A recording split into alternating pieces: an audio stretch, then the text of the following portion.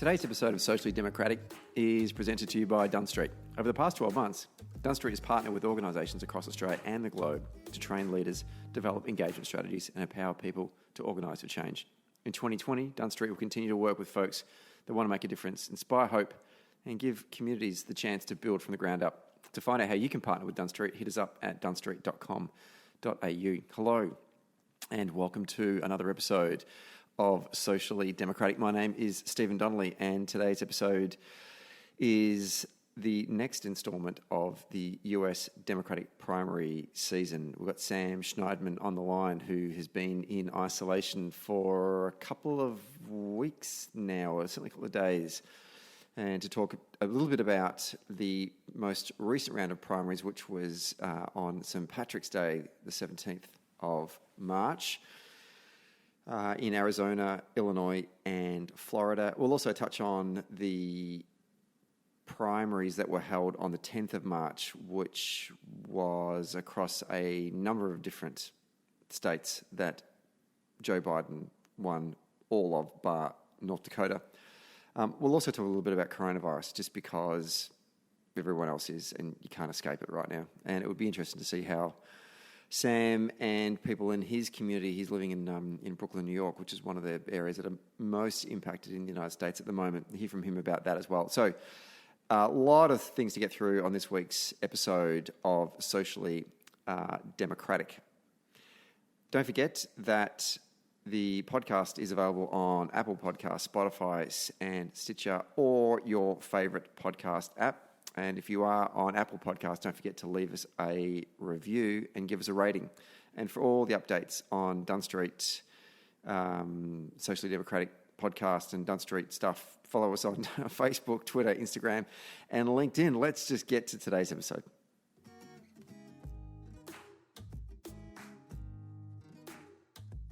We're taping this one on a Thursday morning in Australia, and it's a Wednesday evening in New York, or Brooklyn, United States. On the line from the US of A is my good friend and former organizer for Obama for America, Sam Schneidman. How are you? Good day. I'm doing well. How are you? I'm doing very well. We haven't spoken for a couple of weeks now. Lots happened since then. A lot has happened since then. And when I think about what's happened, and obviously we've got you on today primarily to talk about the US primaries, because that's what we've basically been doing now for the better part of a couple of months. But clearly things have happened in the United States in more recent times since we last spoke that has clearly gripped the nation. And I find it very hard to concentrate on the primaries right now. And I just wanted to get your thoughts on the fact that the greatest quarterback of all time, Tom Brady, has not re-signed from the New England Patriots. Yes, that is what is all-consuming the United States of America at this point. I will point out, I do jest, but I will point out it did knock coronavirus off the front page of both the Boston Globe and the Boston Herald for at least one day. There's a lot of people saying that this is a conspiracy to sort of support and bail out sports media amidst a total blackout of sports in the United States at the moment. I know. I pity. Also, he's going to Tampa Bay. Yeah, I know. For real? Like, what is with that? For real? I actually, and you know, my morning. It's stuffed up my morning. I'm a creature of habit. For those that do know me, and every morning I wake up and I have my breakfast and I read the Boston Globe online. That's what I do.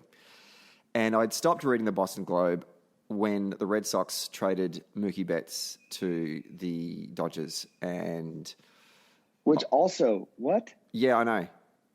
Like, literally, look at his numbers. He is the modern day Ted Williams, and we traded him for trying to get under the luxury tax. And I was so pissed off about that. And I haven't read the Boston Globe for months since then because I was so depressed about it. And only last week did I start reading the Globe again because spring training had started up and I thought I better get back in touch with what's going on. And now this happens. And because I go to ground, that's what I do. When things upset me, I go to ground.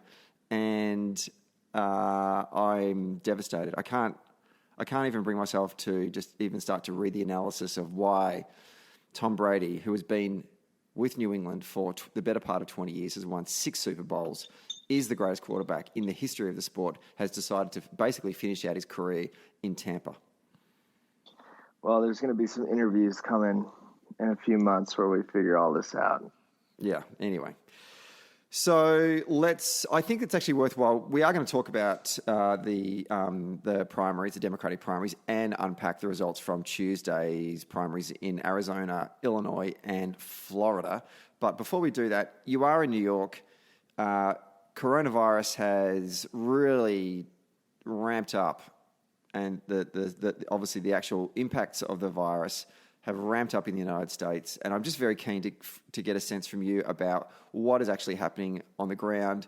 What are folks, how are they dealing with it? What is their attitude towards the Trump administration and the way they've been dealing with it? There's a whole bunch of things I want to talk to you about there. So just give us a sense about, first of all, how has that impacted directly on you and your everyday life? Well, it's dramatically changed it.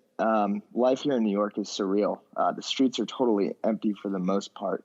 You have people out like walking or running, but other than that, there's not much happening. People aren't really going to work.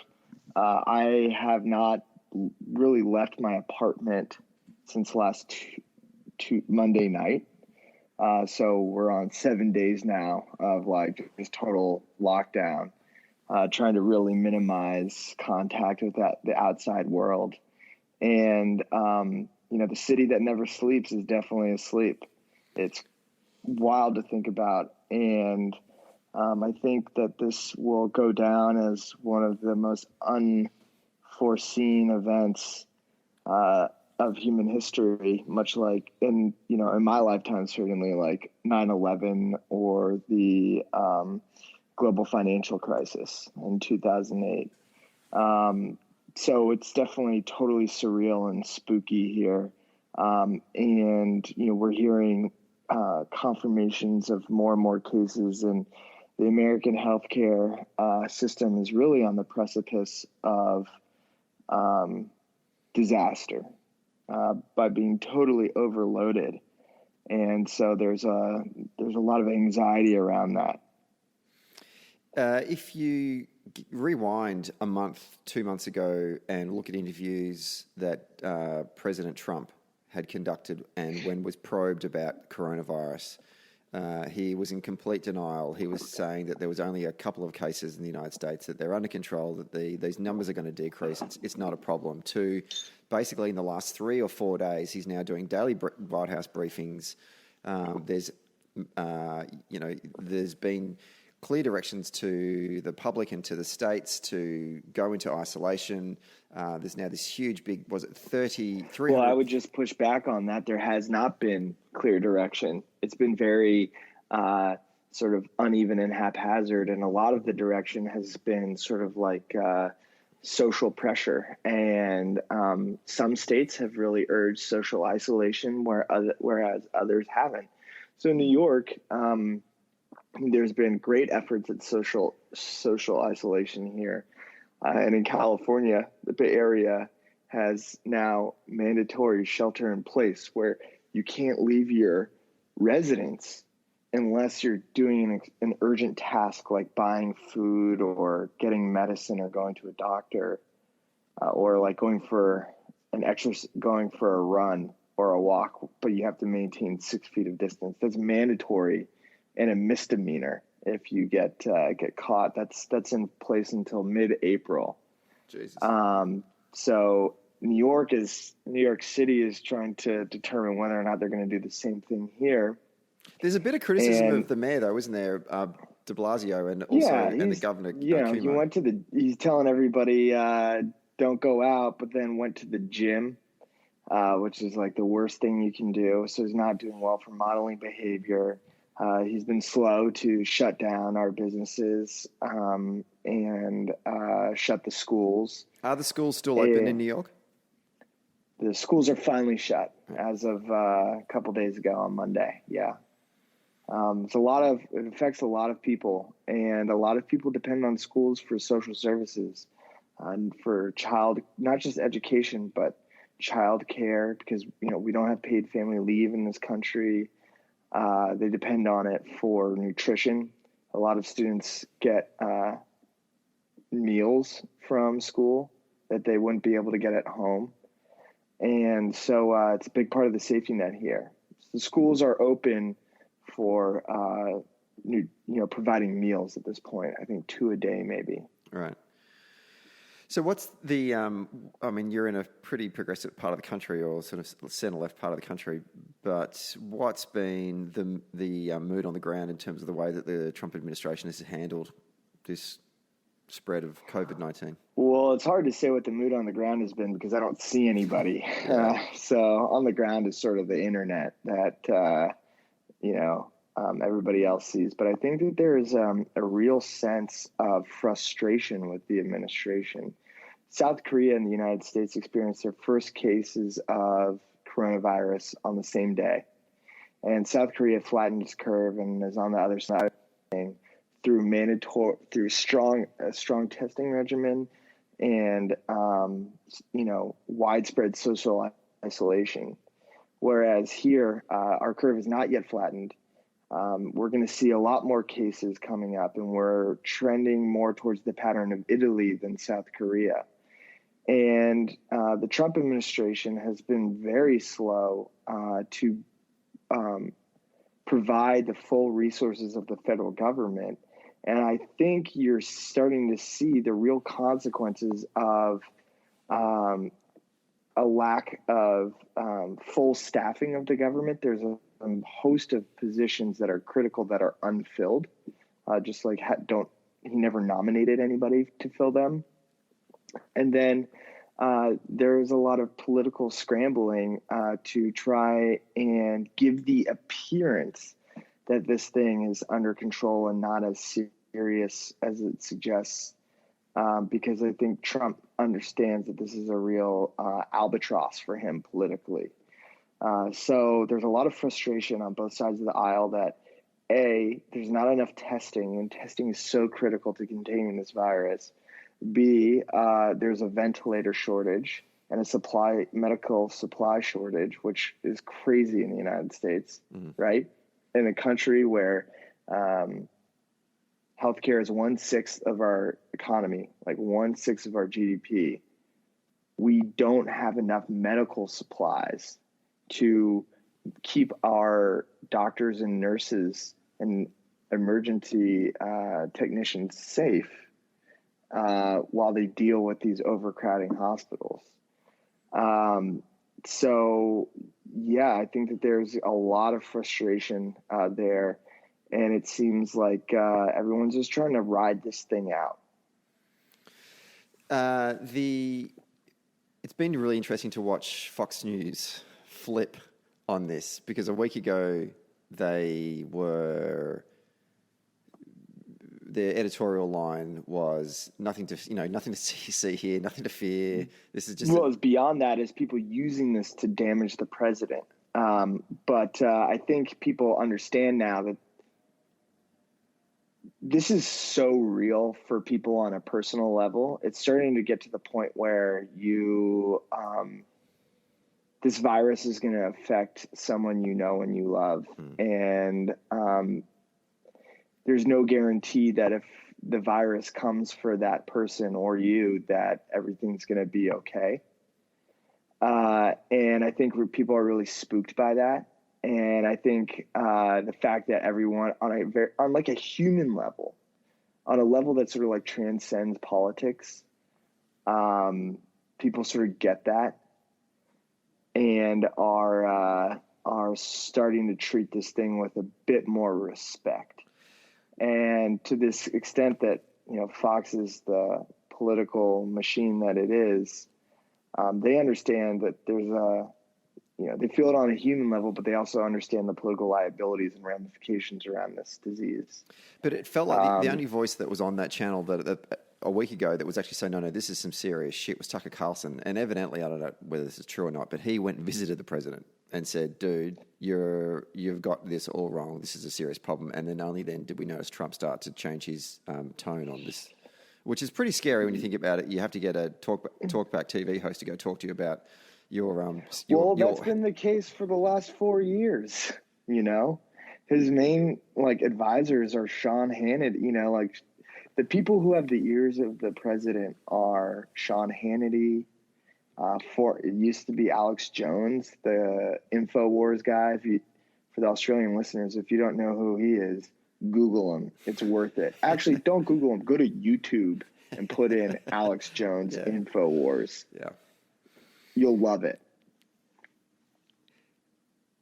The president has relied on these kooks for the last little while to give him some guidance, and it's become a real thing here on a human level. And for the people listening here in Australia, I would urge you to take personal care and then reach out to your loved ones and make sure that they are starting to practice self-isolating practices.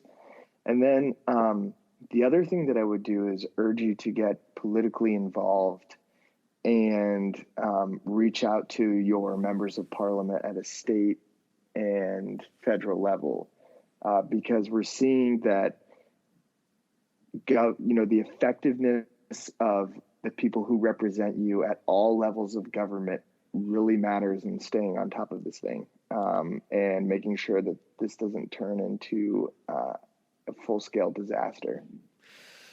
Yeah, we're in a funny position here in Australia because we're on, a geographical isolation from being away from the rest of...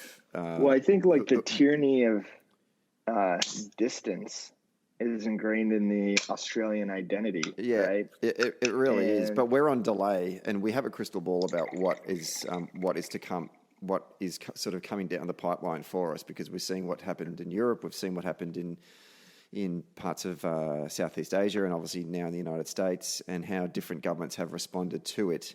And I think there's a sense of frustration on the ground here in Australia amongst the community about the way our leaders, in particular Scott Morrison and the federal government, all eyes are looking at them to say, why is there inconsistency in the way that you're making decisions? Why is there hesitancy in the decisions that you are making, when we've seen that governments that act quickly and decisively tend to have a better chance? I'm not saying that they're on top of it, but they're having a better chance of trying to manage at best the spread of the virus, whereas governments that have been fidgeting while Rome burns kind of sort of situation, like we're seeing in the United States and like in Italy, and putting a lot of pressure on our healthcare system, has been a major problem. So there's a lot of frustration among Australians about, come on, let's get going here. Even if you I live and work in the CBD of Melbourne. We're taping this one at lunchtime on Thursday. The main streets out the front of my building are usually really, really, really busy, obviously, but it's quite quiet out there right now. Clearly, even businesses, even though they're not getting clear directions from the government, are taking the initiative to say, hey guys, why don't you all go work from home for this period until we can get through this. Restaurants are incredibly quiet. Restaurants are closing down or, shutting down for the month of March, and we'll, sort of say, well, we'll let you know what's going to happen in the future. So there's a lot of uncertainty here in Australia, but we're not getting a great deal of guidance from the government. And I think the problem is that they are trying to work out, do we seek to save the health of our citizens, or do we seek to save the economy? And I read an article in the Economist last week by a British academic who was saying you can't do both. You have to pick one or the other. And ideally, you should be choosing to save the health of your citizens, because that will impact on the economy anyway. Yeah, and also just human, you gotta take care of your people. What is an economy without people? So, but I think there's a skepticism by Scott Morrison and some people in his government that don't actually realize the significant threat that this virus has. Well, I mean, look, if I am an Australian, I'm thinking back to December and the way that the fires were handled, and I'm looking at coronavirus, and I wouldn't exactly have the utmost confidence in Scotty from marketing. No, I don't. I share those same opinions. But if I, as an American, I think it's a bit surreal to experience this, and it's sort of a slow-moving, less precipitous 2008 financial crisis in the sense that this is going to affect our politics, but we don't quite know how yet. And the two candidates are very much at risk, and their health and their vitality it's going to maybe be a thing in this election for sure. Well, it's a good segue. Let's turn to the Democratic primaries on Tuesday, St. Patrick's Day, and Benacta Fairly Naporik to all of our Irish listeners out there. You had another series of primaries, in particular in the states of Arizona, Illinois, and Florida. Ohio postponed theirs. They were scheduled to hold primaries on March 17. And just to run through the results there, Joe Biden swept Arizona, Florida, and Illinois, picked up 37 delegates to Bernie Sanders' 28 in Arizona. He picked up 151 pledged delegates to Bernie Sanders' 52 in Florida, and he picked up 93 delegates to Bernie Sanders' 60 in Illinois. There are still 20 delegates across those three states yet to be assigned. And before that, in between when we last spoke, Sam, there was the March 10 primaries, which were conducted in Washington State, North Dakota, Missouri, Mississippi, Michigan, and Idaho.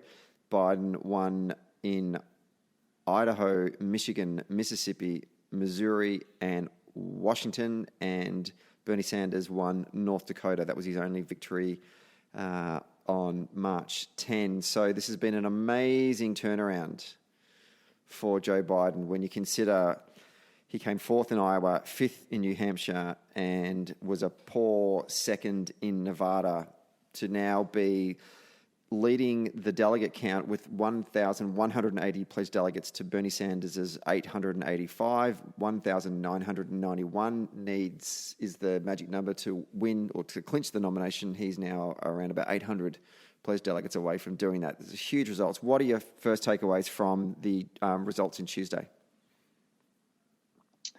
Well, it seems that, if you look at the turnout patterns, Bernie has hit a ceiling of his support within the Democratic Party of about 30 to 35%. And there appears to be strong motivation to defeat Trump. And that motivation has coalesced in support of Joe Biden, particularly in the suburban areas, where, if I'm Joe Biden's campaign, I'm thinking that's a pretty good thing because I'm going to need those voters to help me beat Trump. And one thing that's interesting is that these turnout patterns in the primaries, especially within since South Carolina, so in the last month, really mirror what you saw in the 2018 election that swung control of the House of Representatives back to the Democrats from the Republicans, which was a strong showing against the GOP and Trump from primarily the suburban areas. So it'll be really interesting to see, if that sort of pattern is enough to propel Joe Biden in a general election.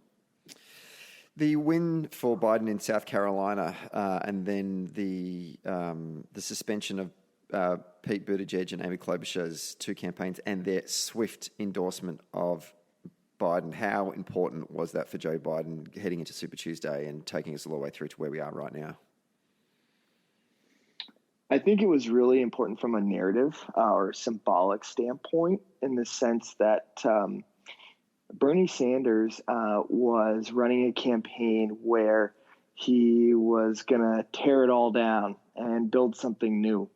And there's a lot of people out there who I think are sympathetic to Bernie's message, apparently, but we're a little bit skeptical of the politics. And so when you had people like Pete and you had Amy Klobuchar coming around to Joe Biden, it really showed that, there was a hunger for an alternative vision that was maybe a little bit more moderate in its approach.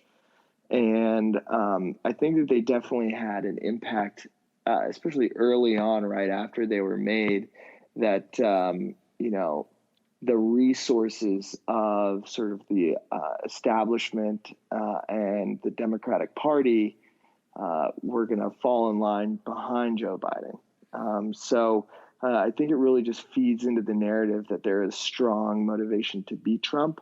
And there's a desire to make that happen, which explains for them falling in line pretty quickly.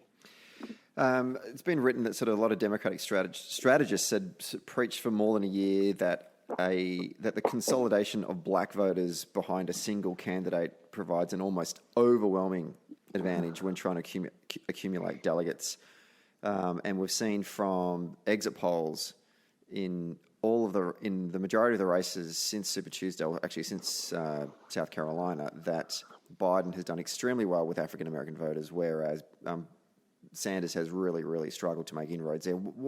You're not African American, you can't speak for African Americans, but I am interested to note, why has Sanders struggled to make headway in that demographic, particularly when he's talking about some things that will really, really benefit folks from those demographics around, single-payer healthcare and the like, or potentially benefit those people. Yeah, I think it's a bit hard for me to say, but there was some success that he had, especially with the Latino demographic. Bernie Sanders had. But I think part of it is not necessarily a challenge that was intrinsic to Bernie Sanders' candidacy, as much as the advantages were intrinsically to the advantage of Joe Biden's candidacy. So, for example, Joe Biden as a known entity has been sort of around and a prominent figure within Democratic politics for a long, long time. And whereas Bernie Sanders until 2016 was a bit more of a fringe player, honestly. And Joe Biden also was Barack Obama's running mate. So even if, Obama, a lot has been made about Obama not endorsing him, which I think, it's not precedented for a former president to sort of step into the primary, really, in a public way like that. But I think that definitely helps, and being around for a long time and being well liked, I think is a big part of that. Just looking at the results in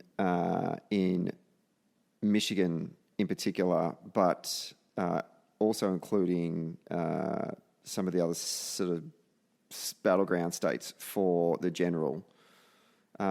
This is for the second consecutive week. Biden, who was a beneficiary of increased turnout compared with that of 2016, often in the sort of suburban jurisdictions that power the Democrats, big gains in the midterms that you mentioned before. For example, like in Oakland County, Michigan, the Detroit suburb where Representative Haley Stevens picked up a Republican-held seat in 2018. Biden was winning by nearly 30 points, and turnout was on track to be twice as big as it was 4 years ago.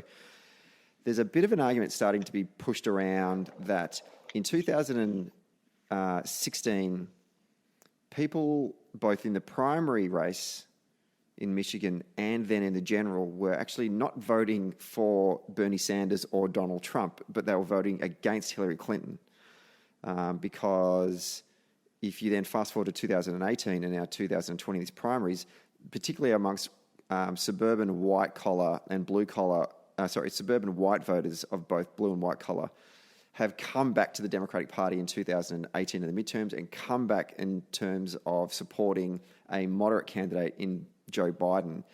How much do we read into this? What are your thoughts on that? Is this a bit harsh on Hillary? Well, any theory about Hillary is going to be a bit harsh for her, I think, is the general rule. I think maybe there is some truth to that. It's definitely an interesting theory, and it's going to be one of the more scrutinized patterns as we get closer to the election. But there was no doubt that Hillary was a very toxic figure within the American politics. And, Trump needs that. His whole politics is predicated on running against someone who can be vilified as a toxic figure. And you see him trying to do that to Joe Biden. But I think Joe Biden, definitely will have to answer for some parts of his record, but certainly has less baggage than Hillary, starting with his gender. Further to that, then moving away from Hillary and actually now putting the spotlight on Sanders, his pitch has been for a long time that only he can beat Donald Trump. It's on all their rally placards and it's on their website. But now we've seen Sanders resoundingly get defeated by Biden in swing states that will be so important in the general, like Michigan, like Florida. Like I don't think Sanders won a county in Florida on Tuesday, like Virginia, like North Carolina. This coalition that is coalescing around Biden's campaign is basically the majority of the Democratic Party, except for young people. Has this been a failure of Sanders and his campaign to build a coalition beyond what he had established in 2016? And why? Because obviously it has been. Well, I think to be successful in running for president, your coalition has to be broad. Not only do you have to bring in new people, but you have to be able to convince the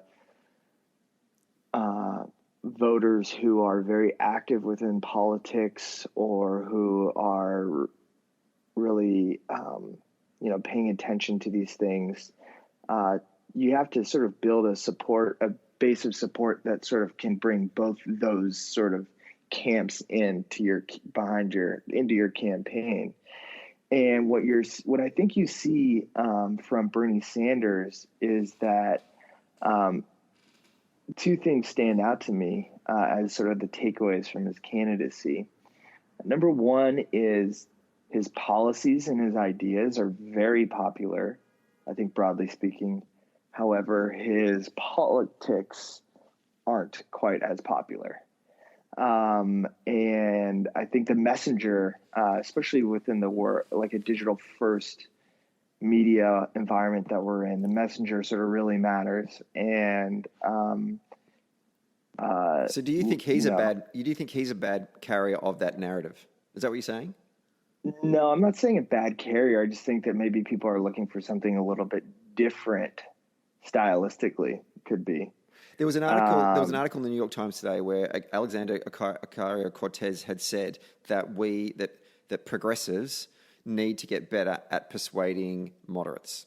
This goes back to the original point that I was making, that you've got to be able to build this broad-based coalition, and where Bernie sort of went all in on tearing down this establishment, and he was running as this sort of rogue outsider who was going to totally change things up. And I think, when you're trying to sort of get people around the idea of Medicare for all, single payer healthcare, canceling student debt,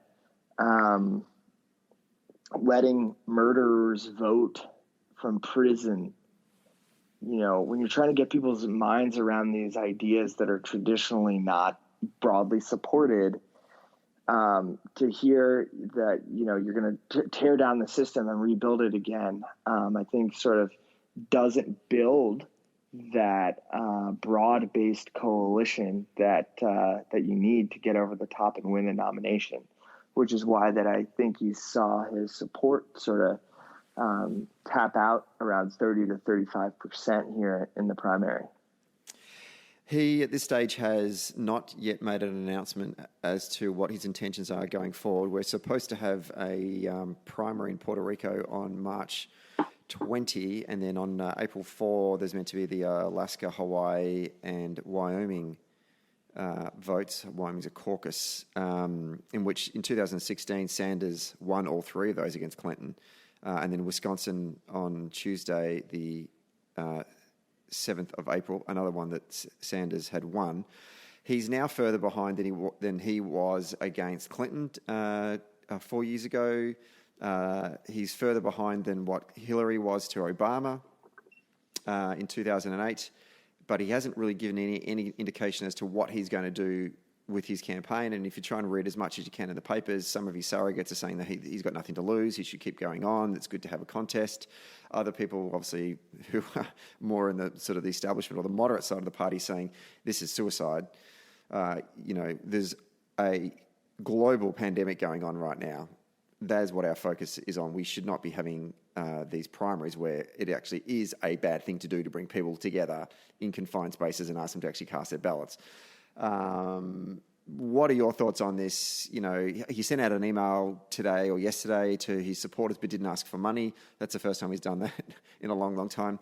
Are we going to see him pull out of the race in the next couple of days, or do you think he's going to take it all the way through?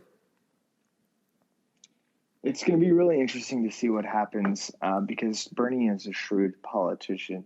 I think there's a strong desire to beat Donald Trump among Democratic voters, and I think Bernie shares that as much as anybody else. Does he?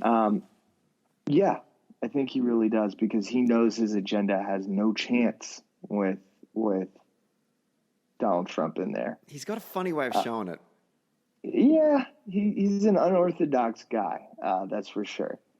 But the other thing that I will say is that I think he's going to try and use this moment to really push his agenda in a way that can hopefully add to Joe Biden's what seems like an inevitable candidacy. And I'm curious to see how coronavirus and its impact on our economy here in the United States is going to affect our politics, specifically around healthcare and debt. We are a highly indebted country among consumers, and housing is going to be dramatically impacted by this. But particularly healthcare, and as well as sort of sick leave and paid leave. And how is he going to use this inflection moment to really amplify that part of his agenda in a way that doesn't detract from Joe Biden's candidacy? But he can do that. He's now a national public figure. He can do that while still not running in a Democratic primary. I think he's trying to sort out sort of how the best way to go about this. I think, there's also some behind the scenes mechanics involved that sort of means that he can't get out right now. There's staff to think about. There is, he's got probably financial obligations within his campaign. And so I think that it's not just it's not that easy to think about just ending your campaign all at once. Bernie, too, also has a very loyal support base, and who I think a portion of them, I'm not sure how large or how significant, but a portion, to be sure, are going to be reticent to vote for Joe Biden. And so I think for him to just dramatically pull out of the race would cause a bit of a political vacuum there. And I think it's wise for him to be thoughtful in the way that he exits this race.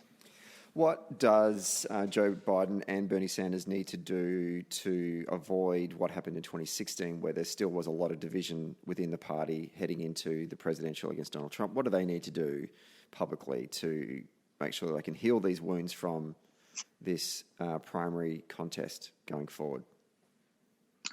So I think it'll be interesting to see, how soon is Bernie going to start campaigning for Joe Biden, and in what capacity? What are Bernie Sanders surrogates like an AOC gonna do? Because those surrogates have some politically symbolic significance.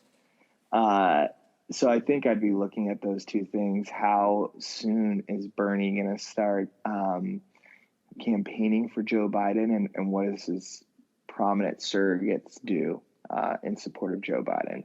Beyond that, I'd also be looking to see how Joe Biden sort of gravitates around any of Bernie's policy priorities, if he does at all. So those would be the things that I'd be looking at to determine whether or not there's going to be a more harmonious general election campaign for the Democrats in 2020 than in 2016. I would also say, though, that Joe Biden is certainly not as controversial as Hillary Clinton.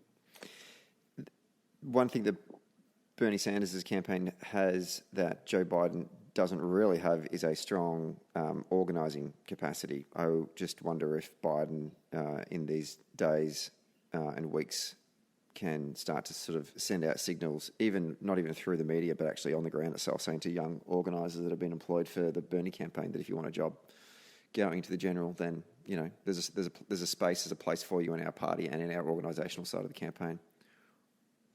Yeah, it's going to be interesting to see what kind of ground game he can build.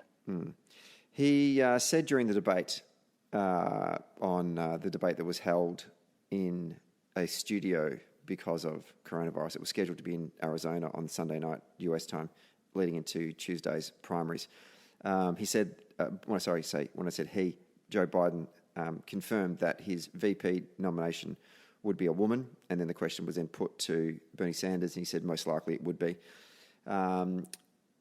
Speculation about who that person could be, and not necessarily a name, but what type of person would be second on the ticket in a Biden general election contest against Donald Trump. This is one of the more inside baseball exercises when it comes to politics: is who is the nominee going to choose to be their running mate. I think there's two schools of thought. Number one is, are you going to choose someone like a Stacey Abrams or a Elizabeth Warren, or some other sort of like progressive icon who can help expand the electorate and bring new voters in? Or do you sort of take the more conservative approach, realizing that a key way you're going to win is by driving up votes in the suburbs and peeling away, some of those votes from Donald Trump from last time? Because at the end of the day, this is about an electoral college play. And so Amy Klobuchar is certainly the name that is floated frequently. So there are two ways to approach that question for Joe Biden, and it's going to be interesting to see how it shakes out. Yeah. With the coronavirus having such an impact on society in the United States, do you foresee this Democratic primary season actually getting completed? I mean, I know that there's a possibility that you could move a lot of the ballots onto online voting, but even that would be a logistical nightmare that I think that would be hard to do at this point in time. But like, are we going to see this through? Like, we could very much get to a point where, I mean, the Democratic convention is due for the middle of July. You guys may still be in lockdown in July. Yeah, I don't think anybody knows, and that's why a lot of eyes are on Bernie to see, can he bow out of this?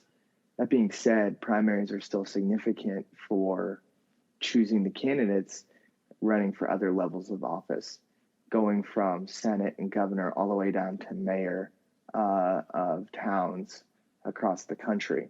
So, just by concluding the primary process for the presidency, that still causes a lot of upheaval in American democracy and our elections heading into 2020.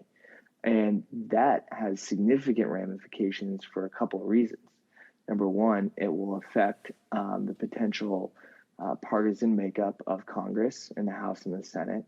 It also will affect the control of state houses, which are going to be in charge of drawing the new boundaries, congressional boundaries, at the conclusion of this year's census. So this is a really uncertain time and unprecedented time in the United States, but also around the world. It's going to be fascinating to see how this all shakes out in November. Even from just a purely logistical running a campaign as a candidate, like, the pace of the campaign has literally come to a halt. People are now, the candidates are actually strictly confined by, several factors. They really can't travel. Local events have all been shut down. There's a near blackout of news because you read the New York Times, it's almost now difficult to find articles on the Democratic primaries because the first 60 articles are all related to coronavirus. And the fact that, and you mentioned this earlier as well, the age of the two candidates, they're in their 70s. They are prime targets for having contracting the virus and having a detrimental impact on their health. There must be some real headaches going on right now in the DNC trying to sort out where they go from here and conversations with both camps. Yeah, absolutely. And I think there's going to be a huge spotlight on Trump's performance here as an executive, because this has the potential to really undermine the myth around him that he's a sort of competent and effective executive.